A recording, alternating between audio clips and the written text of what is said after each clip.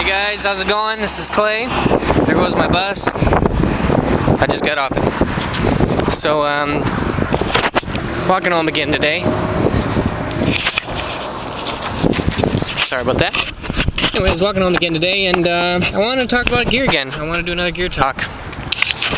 And today on my mind, I want to talk about pedals. And I just want to bring a little bit of more understanding about the nature of guitar effects pedals, and I mean maybe some things that aren't readily apparent even to guys who've been playing for a long time and using pedals.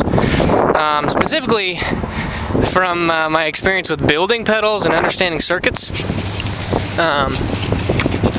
You know, I've spent a lot of time building my own pedals, specifically like fuzz boxes. I just love it. I think it's the coolest thing. You know, but that's not everybody's cup of tea, and that's super legit. But one thing I want to specifically talk about is, and there tends to be an idea that, you know, the brand new overdrive, or, you know, the brand new, especially some of the boutique stuff, you know, getting the brand new, you know, top of the line, really legit overdrive box is going to just be, you know, the cat's pajamas.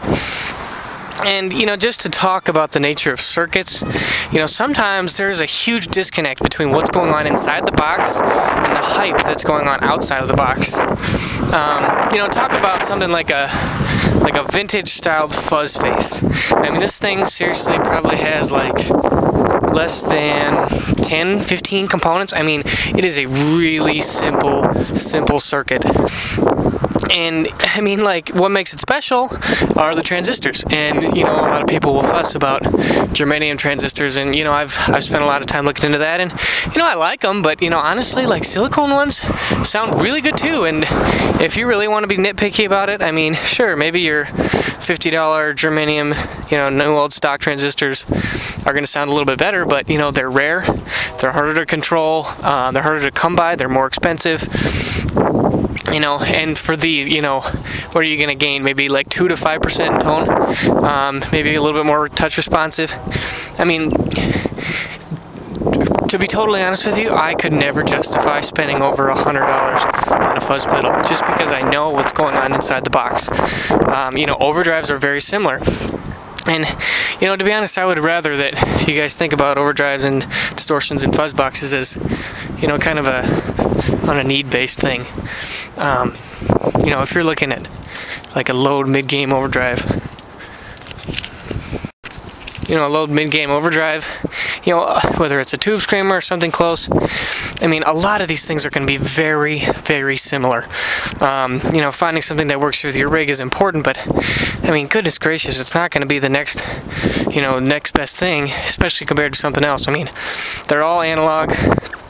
They all are pretty much based on the same concept, you know, with some minor variations here and there, but for the most part, you know, the market is full of pedals that are all very similar when we're talking about overdrives.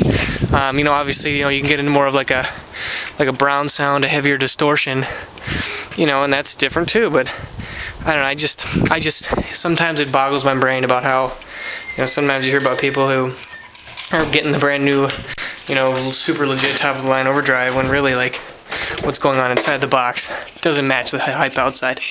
And you know what, that works on the other side too. I'll talk about like an analog delay pedal. You know, these things, like, let's talk about like an MXR carbon copy. Honestly, it blows my mind how they're able to fit that circuit inside that tiny little box and only sell it for like 150 bucks. I mean, that is a steal for the technology and the amount of parts that go inside of that. I mean, there's probably over, oh man, I mean, compared to a fuzz face, the circuit is 10 times more complex. I mean, to get those working parts all going together, I mean, it's a lot more of a production. And even like some of the higher end delays, you know, the digital ones, I mean, they're really intense and really, really doing some really cool stuff. You know, so for me, like, to spend, you know, 200 bucks on a really, really sweet delay pedal, I mean, that's really cool technology. I mean, it's just a very different story than when you talk about, like, you know, the boutique, you know, hyped up super overdrive. You know, and people talk about mojo and, you know, this has got a better whatever, and, you know, honestly, I have to say, I think a lot of that stuff is just in your mind, and I think in a lot of ways you can wish to hear the difference more than there actually is. Not to say that there are certain pedals that sound better with certain rigs. I definitely would agree with that. But at the same time, I mean, from what I've seen about circuits and what makes differences inside of circuits, oh man, I just cannot understand the high-end overdrive, push. And sometimes there are innovative concepts. I mean, I was watching a brand new release from Empress. They got a video about like their multi-drive, and that is actually a really, really cool concept that I've never seen before. And the fact is that they have these 3 different circuits, fuzz, overdrive, and distortion, but they put them in parallel, which is a very, very cool concept that I have not really seen before. But what's going on inside, like the overdrive circuit, is not going to be that different than another overdrive circuit. Anyways, that I probably have a bigger rant there than I maybe should. But I just want you guys to be wise. I want you to be smart. I want you to be spending, if you're going to be looking to get some new pedals, I just want you to understand, sometimes in what's going on, especially with overdrive and distortion and fuzzes. Get something that sounds good with your rig, something that's got a little bit of versatility to it so that you can tweak it to match your rig. But to say that like something like a Boss BD2 is going to sound, a ton worse than like the brand new like Love pedal or something. I don't know, it's just an example. It is what it is. And inside, they both have resistors, they both have capacitors, op amps, diodes, it's all made out of the same stuff.